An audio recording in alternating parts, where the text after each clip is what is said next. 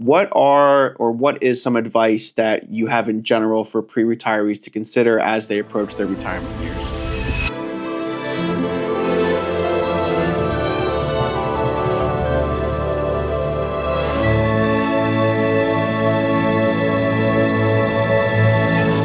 So, Paul, a lot of the conversations we've been having recently with a lot of our clients, of course, revolves around retirement planning. It's one of the biggest areas of planning that we help a lot of folks here with at Vision Retirement. And a lot of questions come from our pre-retirees and how do they prepare for retirement? What is some advice that you have in general for pre-retirees to consider as they approach their retirement years? Yeah, sure. Thanks, Ben. It's a big question, right? There's everybody is so uniquely different in what they've already done to prepare for retirement versus, other people that may be a little bit later to the game. And I think it always starts out with, where do they see themselves, down the road? Are they going to be, living in the same area? Are they going to be relocating? So I think the first thing is really to start the framework. The further out you are from retirement, the more opportunity you have to change course. So when we look at, our clients and prospects and people that we talk to, it's always, time is on your side, and we always want to use as much time as possible. So I think it's building that framework, looking at what your timeline is and taking it from there. Let's say, Paul, that someone is a little bit closer to retirement, maybe 5 to 10 years out, and now they really need to buckle down and make sure that they have all their pieces in place and they're ready to retire in those next few years. Where are some key planning opportunities for folks to consider? Yeah, so as soon as I hear, 10 years out and, I think of, people's prime earning years, right? So when we're looking at that, it's catch-up contributions, right? So whether or not people are saving in a 401k, 403b, IRA, what have you, with various retirement plans, looking at those catch-up contributions and really focusing in on, saving as much money as possible. If you haven't done any analysis of, future retirement income flows and things like that, I can tell you I've been doing this for almost 30 years, and I've never had somebody come into my office and say, "Hey, Paul, I saved too much money." So, right. I think it's really just maximizing, that time, and with maximizing, looking at your budget and just seeing how you can save, again, using retirement plans or, outside of a retirement plan, saving as much money as possible is really key. Yeah, I think your point on the catch-up contributions is really important, Paul, because there have been a lot of changes with the Secure Act in how people can approach retirement and their catch-up contributions.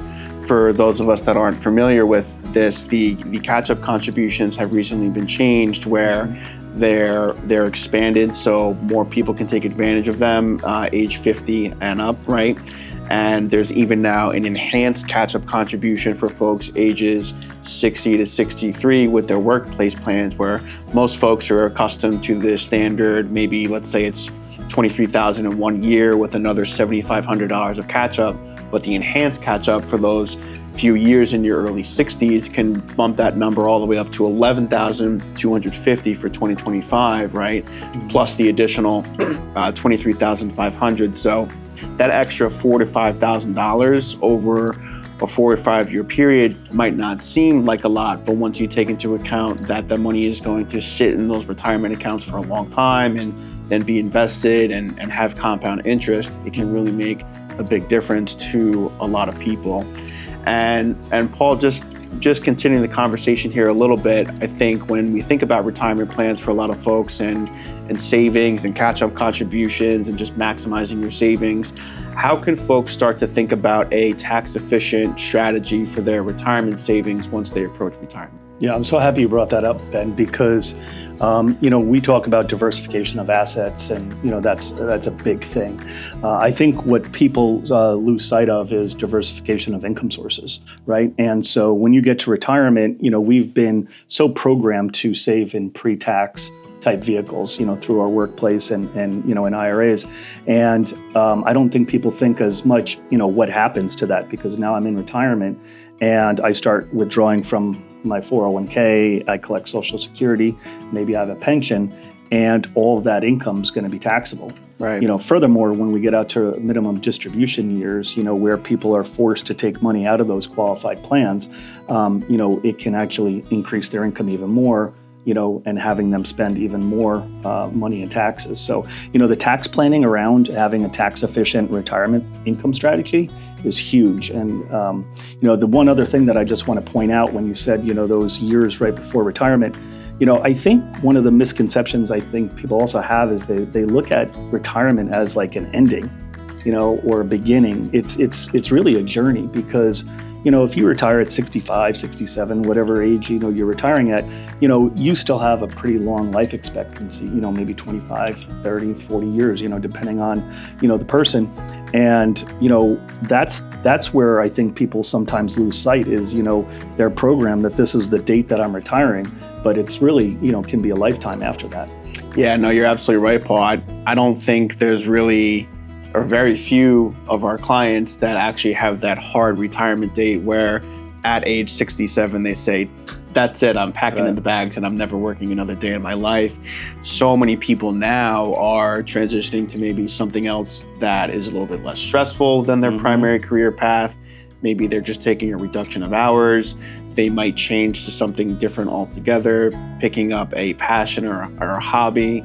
My dad, as an example, when he quote unquote retired from corporate America, he didn't actually retire. He pursued volunteer work. He was very passionate about working with the American Cancer Society because his dad dealt with cancer.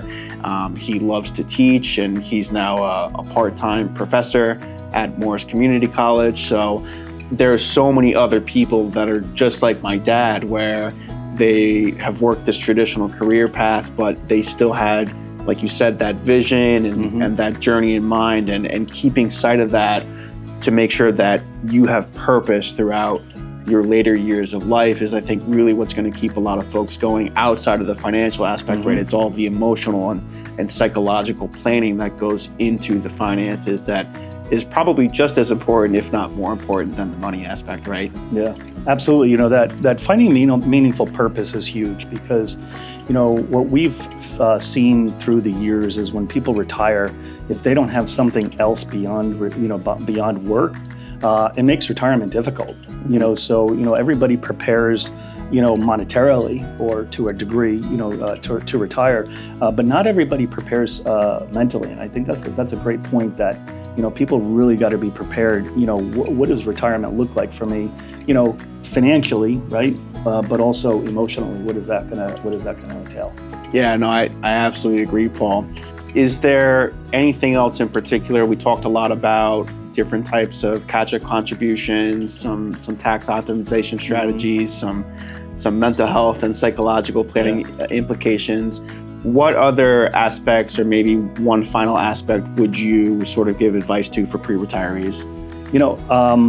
I think it really comes down to, again, then looking at how am I going to support myself. And so that always comes back to the investments. And, when we look at, a lot of people, they have, their main assets are 401k, a house, maybe some other savings, what have you. But, a large majority of people's wealth is tied up in retirement plan. And so I think it's important to look at those retirement plans even as they're working, making sure that you are optimizing those investments. I'll pick on target date funds, for example, and a lot of people watching this, will, may have target date funds in their 401ks as well. And, we've looked at a lot of these different funds, and the one thing that I can say is they're not all created equal. And so, they came into light for the right reason, but I'm not quite sure that everybody really understands what they own. So, looking at those retirement plan assets and just making sure that you are optimizing for retirement, you are looking at it, as a journey and not a destination. Yeah, definitely, Paul. I think managing investment risk and knowing what you own within your 401k. I know there are lots of people that have come into our office that have met with us that would say, hey, can you tell us what's in your 401k? I have no idea, but here's a statement. Yeah. And their investments might be doing objective A, but really they want it to be doing objective B, which is a totally different strategy from where they thought they were, especially as folks know that typically as you get older, you want to start being very sensitive of risk management, not necessarily chasing the highest rate of return anymore, as you said, but looking at, do I know what I own? Am I comfortable with this level of risk? And can I put my head on my pillow each night and know that I have an investment strategy that's best suited for me and my family? Yeah, absolutely. It's super important. Well, Paul, this was great. I had a great conversation with you today, talking a lot about retirement. I think there were a lot of great topics we discussed in terms of tax planning, talking about having a purpose and managing investments and the investment risk. So thank you so much for sitting with me this afternoon and answering all of my questions. And I look forward to having future conversations with you. Thanks so much, Ben. It's been great.